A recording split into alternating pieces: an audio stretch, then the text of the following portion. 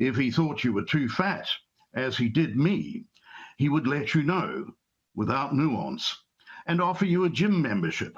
I know I never took him up on that. But I did, years later, accept another lunch invitation to his Wellington office. Yes, I thought, it's time again to give Bob a good listening to.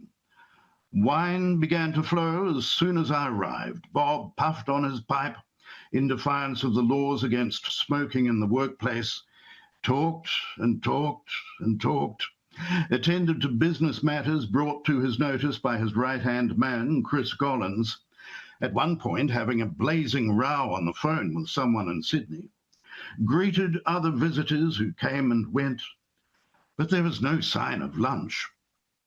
At length, as darkness fell, he informed me we were going to dinner. A short stroll took us to an Asian restaurant. I wondered if we would get in without a booking. "Oh, we'll get in," said Bob. "I own the building." Of course, silly me. Now, I had observed to Bob in advance of what I thought was going to be lunch that in Wellington these days it was hard finding an eatery where you could hear yourself think. He had assured me there'd be no problem. As it happened, this particular restaurant was quiet, apart from one table quite near ours. At it were a gaggle of shrill females, talking, or rather quacking, very loudly, mostly all at once, and cackling even more loudly.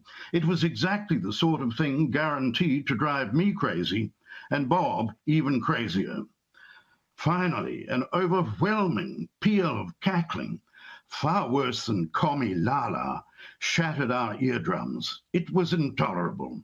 Sir Robert Jones, Knight of the Realm, leered up out of his seat and screamed, "Nothing's that f***ing funny!" After which you could have heard a pin drop. We resumed our dinner, our conversation, and of course our wine, in peace, unmolested by quacking and cackling.